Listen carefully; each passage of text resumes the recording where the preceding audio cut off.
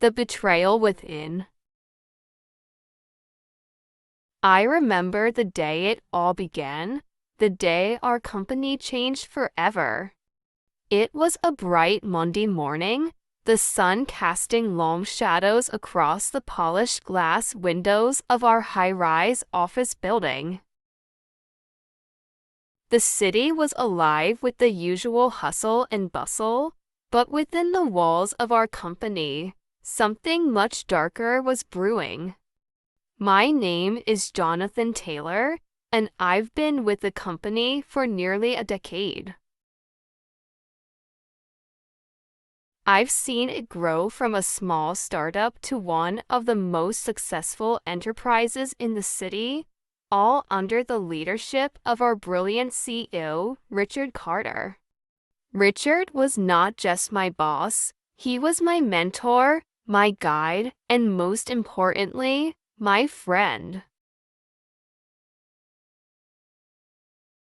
We'd shared countless late nights working on projects, celebrating successes, and even mourning failures together. But nothing could have prepared me for what was about to unfold. It started innocently enough, with a routine audit of the company's finances.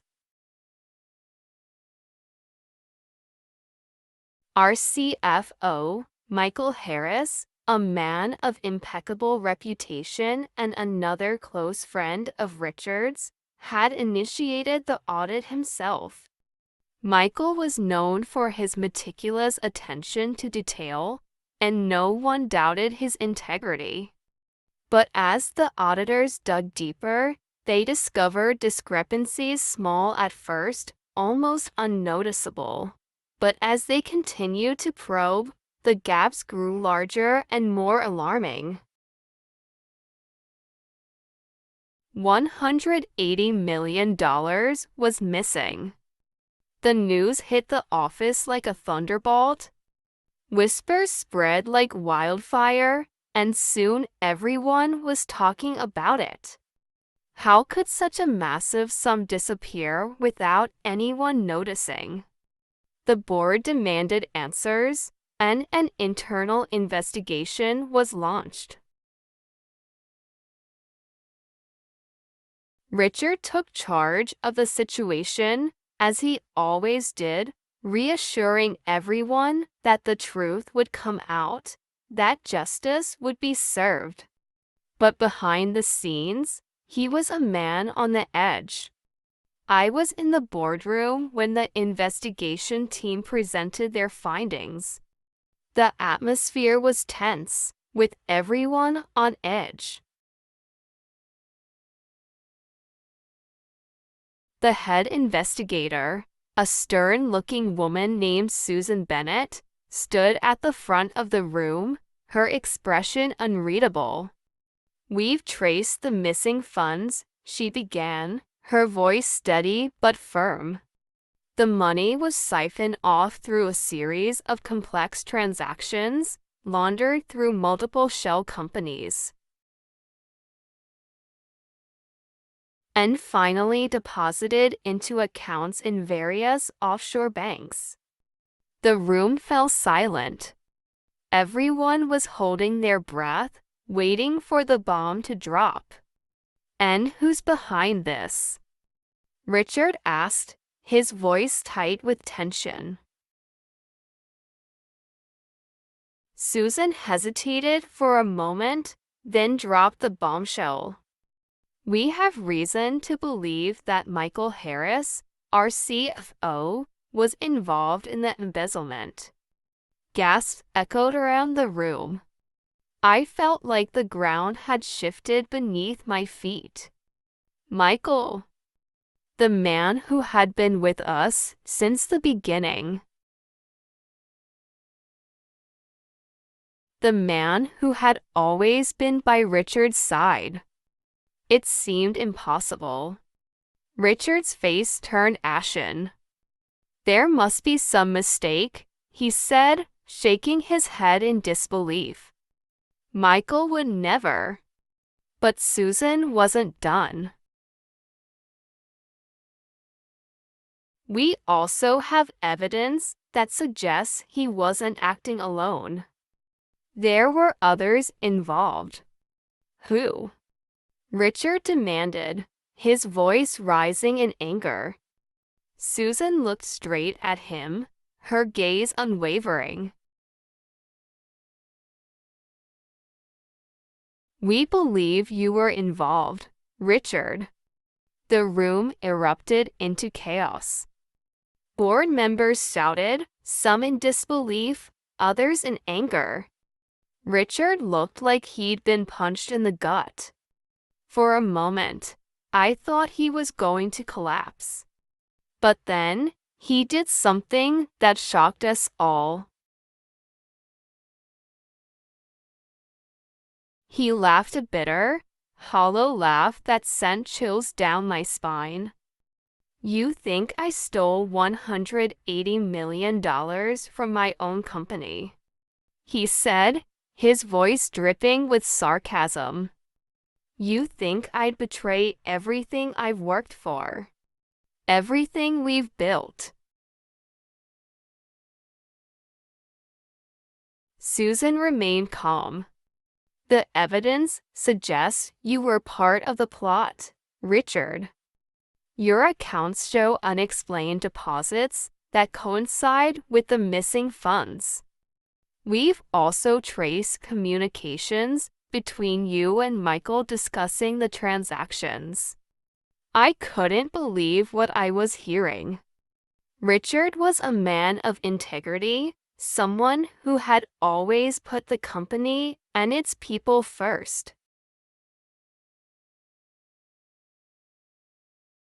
The idea that he could be involved in such a scheme was unthinkable. But then Richard's expression changed. The defiance drained from his face, replaced by something else, resignation, perhaps. It was hard to tell. There's more to this than you know, he said quietly, almost to himself. Before anyone could react, the door to the boardroom swung open, and in walked someone I never expected to see in such a setting, Emily Carter, Richard's wife. Emily was the epitome of grace and sophistication. She had always been a supportive partner to Richard, attending company events, hosting dinners, and generally being the perfect CEO's wife. But there was something different about her now. Her usual warmth was gone, replaced by a cold, calculating expression that sent a shiver down my spine. Emily. Richard looked at her, confused. What are you doing here? She smiled, but it was a smile that didn't reach her eyes. I'm here to tell the truth, Richard. The room fell silent again, all eyes on her.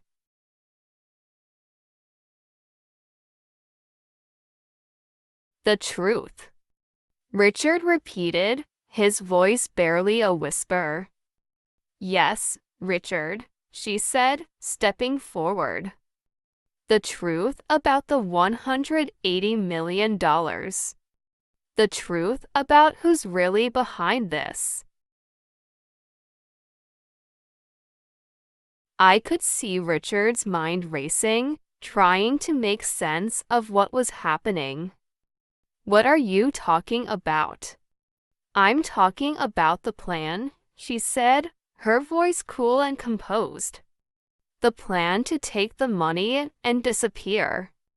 The plan that you, Michael, and I came up with together. My heart skipped a beat. I couldn't believe what I was hearing. Emily, the mastermind behind the theft. Richard shook his head, backing away from her. No. This isn't true.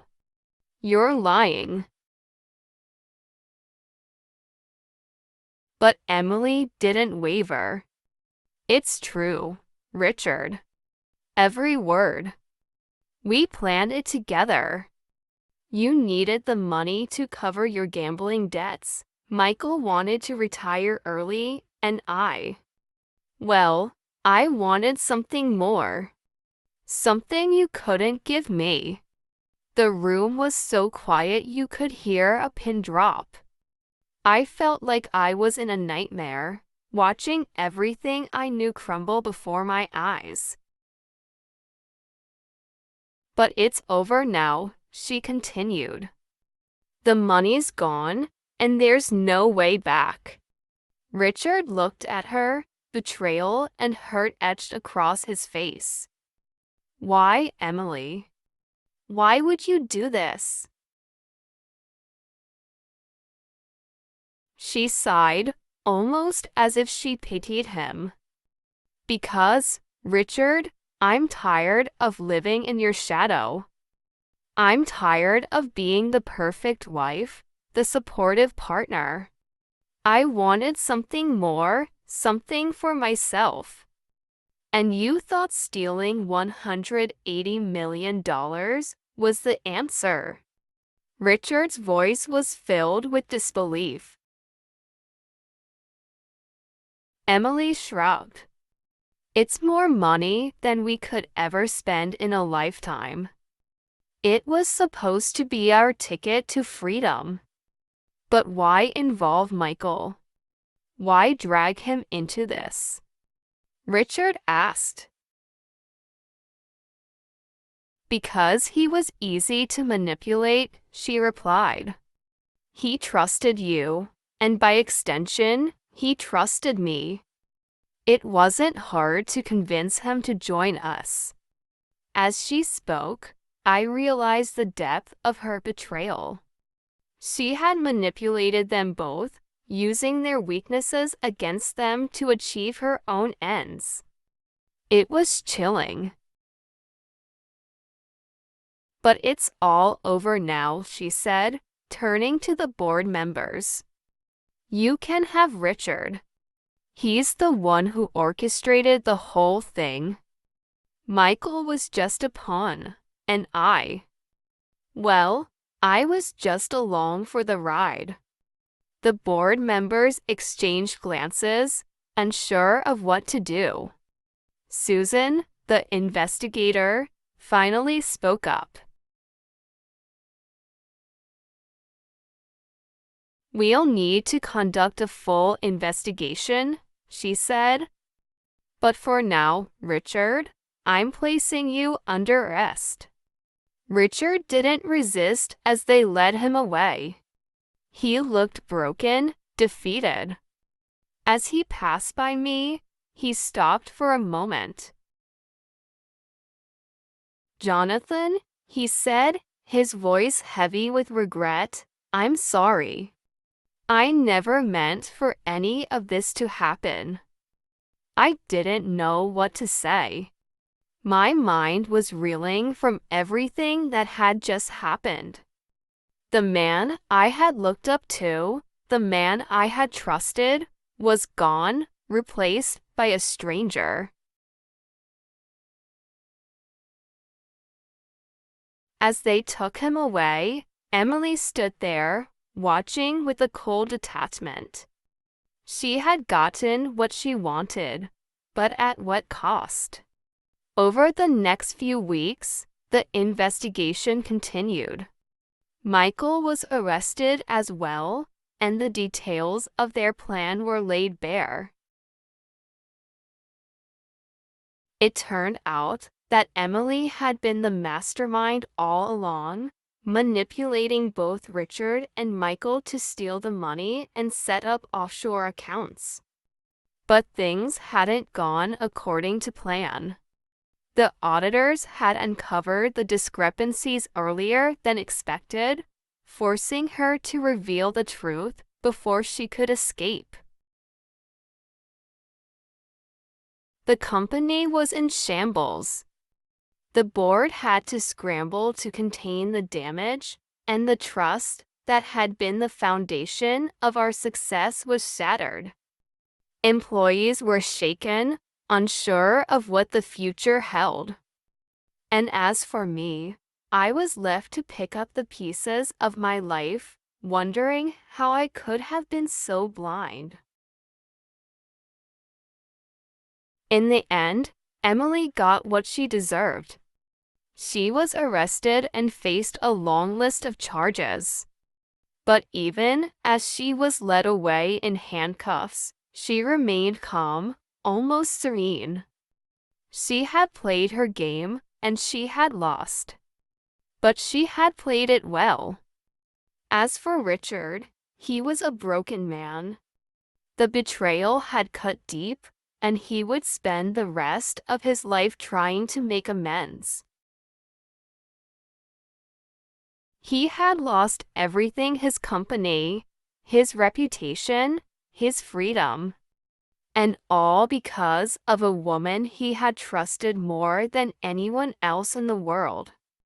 Looking back, I can see the signs now. The little things that didn't quite add up, the moments when Emily had seemed distant, preoccupied. But at the time, I had dismissed them, chalking it up to the pressures of life at the top. I never imagined that beneath her polished exterior, Emily was harboring such dark ambitions. The fallout from the scandal was immense. The media had a field day, splashing headlines across every newspaper and news channel.